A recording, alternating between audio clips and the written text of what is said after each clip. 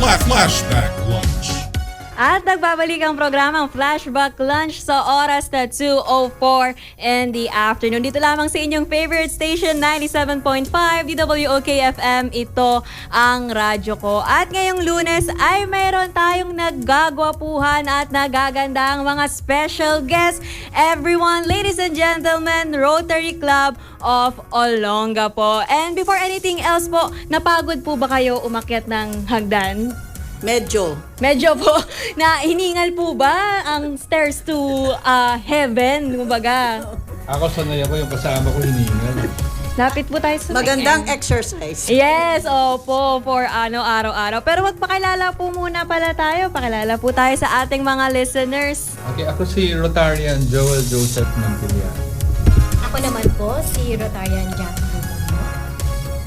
Ako naman po si Ann Gordon, ang president ng Rotary Club of Olonga for Rotary Year 2026-2027. Thank you so much po. Ayan sa ating mga naggagwapuhan at nagagandahang guests.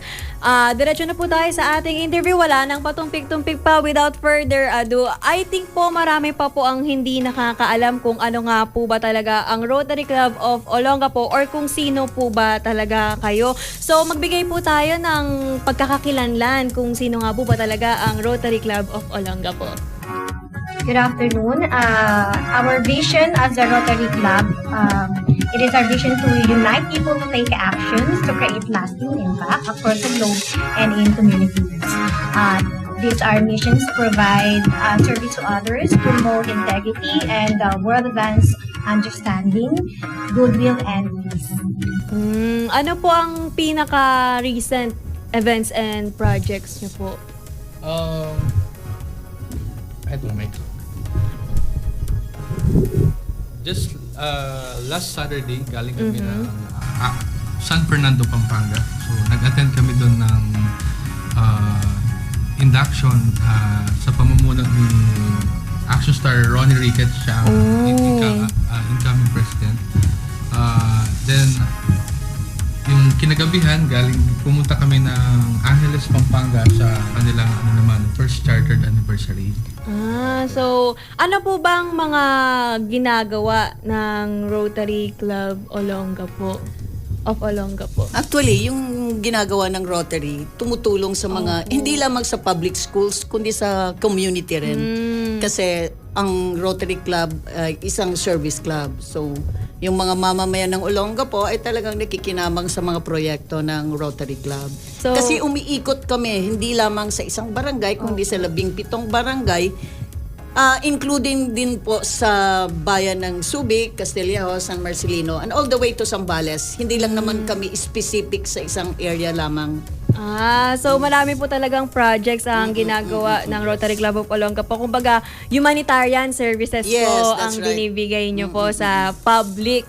So, meron po ba kayong good news or mga upcoming events na ipropromote dito ngayon sa ating radio station? Siguro si Rotarian Bobby ang makakapagsabi Ayan niya po. dahil siya yung aming public image Public sa Rotary Club of image. Olonga po. Siya ang Ayun, DJ makakapagsabi. Messi, we would like to invite everyone for the upcoming Rotary Care Fun Run this coming July 19. Gaganapin yan DJ Messi sa Ayala Mall. So, kapartner namin ang Ayala Malls. Di bali, dyan gaganapin yung start and finish nung run. We have 4 categories, 15, 10, 5, and 3 kilometers. So, right now, we have at least, if not mistaken, 200 participants. So 100% of proceeds will go to community na sinusuportahan natin. Not just by medical, sa school supplies, sa mga bata. So lahat ng nangangailangan na community sa aabot ng aming mga kaya. So, magkano po yung registration fee para sa mga category? Ayun, for 3K, we have 900 peso. So sa mga mga beginner runner. 5 kilometer, 1,000. 10K is 1,400. Then yung pinaka longest distance namin ay 15, which is 1,550. Ano po yung mga inclusions ng ng per category? Kasi nakita ko meron silang dala dito, guys eh. Pakita po natin sa kanila. Yes, DJ Messi. Ito yung makukuha ng magre-register kapag so this week ang distribution nga pala ng damit natin. So ayan siya. So nakalagay diyan yung Rotary. So yung End Polio, pangalan ng grupo namin. So actually ang Rotary dito hindi lang naman Rotary Club of Olongapo. Meron kami mga kasama din na Rotarian sa iba na sumusupport sa mga ginagawa namin activities. So bukod sa singlet, yung 3K, 5K, makaka-receive yung 10K and 15K ng finisher shirt. Oh. So nakalagay dyan yung tinakbo nila. Nakalagay dito. So ayan, for the beginners and tsaka mga pro runners, you are welcome to join. Ayan, so yun po, meron po silang upcoming na fun run. At sa mga hindi po nakakita, of course, syempre dahil nga nakikinig lang po sila ngayon sa radyo, wag po kayo mag-alala dahil i-upload po namin itong interview na to sa aming Facebook page na 97.5 DWOK-FM. Ito ang radyo ko, and sa aming YouTube channel. And ayan po, so narinig natin kanina, saan nga po ulit mapupunta yung mga proceeds ng ating fun run? Di bali DJ sa chosen beneficiary natin dito sa Olongapo City. Usually mga schools and yung mga community na nangangailangan talaga ng tulong. So for the betterment to, guys, kaya kung kayo ay mahilig tumakbo or gusto nyong mag-start na mag-fun run na, sumali na kayo sa fun run ng Rotary Club of Olongapo dahil hindi lang kayo makakapag-exercise, syempre may mapupuntahan ding maganda yung tinakbo nyo at yung binayad nyo. So baka po may iba pa po kayong gustong i-promote or ibalita sa ating mga listeners. So far, yung mga proyekto kasi namin nakafocus sa 7 areas.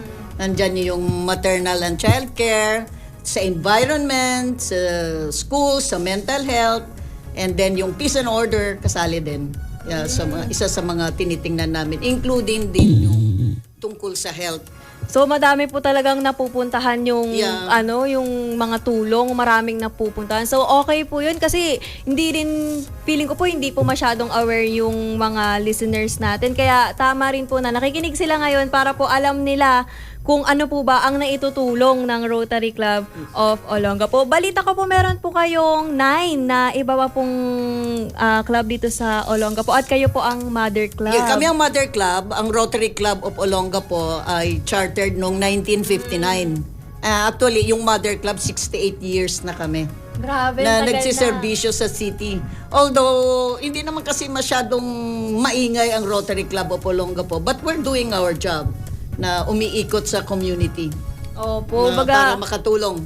Opo, kumbaga kahit hindi kayo ganun kaingay, talagang may natutulungan po kayo. Kasi minsan din naman po okay na rin po na hindi rin nag-iingay, basta may natutulungan. Yes, that's di ba right. Po? So ayun po ang ating good news from Rotary Club of Olongapo. Magkakaroon po sila ng fun run. Kailan po ulit ito? Sa July 19, this coming July 19 at Ayala Mall Harbor Point. At open pa po ang registrations Yes, ma'am. niyo po. Kailangan lang nila pumunta sa Ayala Mall, second floor, sa owner ng El Paso.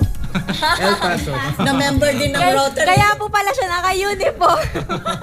Okay. Of course, we would also like to acknowledge yung Opo, sige po. yung mga sponsors namin na tumulong dito for the upcoming event. Infinite Events Manila, Elite Concepts, si JL Manuel Surveying Services, and of course kay President Anne-Marie Gordon sa kanyang Anne-Marie Apartments and Subic Broadcasting Corporation, Poe Cariswet, De Leon Mobile, and San Shawarma, Angel's Pizza, and of course ang El Paso. Ayan. So, pag nag-register po ba sila, may kailangan po ba silang dalhin? ID or anything? Yung pera lang nila ba? Ay, yung bayad daw po yung pinaka-importante. Magpipill up sila ng form Opo. pagka nagpunta sila sa kay Ma'am Jackie sa El Paso. El Paso? Tapos ayun, may makukuha silang doon, singlet. So this week magdi-distribute na tayo ng singlet. So, ayun po sa July July 19. July 19 po, abangan po natin ang Rotary Club Fun Run and meron silang 4 na categories, 3 kilometers, 5 kilometers, 10 kilometers, and 15 kilometers. Ayan. And yung mga proceeds po ay mapupunta sa chosen beneficiary nila, kaya talaga naman pong makakatulong kayo, hindi lamang po sa mga nakikita natin sa paligid, kundi pati sa mga hindi natin nakikita sa paligid kasi hindi naman po tayo aware din sa kung saan napupunta yung mga tulong natin. Pero dito sa Rotary Club of Olongapo, sure ako na maganda ang mapupuntahan ng inyong mga registration fee. Thank you so much po. Kung meron po kayong gustong i-shout out, baka po may gusto kayong batiin. Ito na po ang time. Good afternoon. We would like to invite everyone that wanted to join our club to expand our reach, no po, to help other people's like Ma'am Anne mentioned before earlier. We are focusing to 7 area of focus which she have mentioned, and those that are interested, please you can contact us whenever you are ready. Ayan, sa mga gustong sumali sa Rotary Club of Olongapo, pwede nyo po silang i-contact. Baka po may Facebook page po tayo kung saan sila pwede mag-message. Di bali sa JRUN Events, di bali ako yung race organizer doon, ma'am.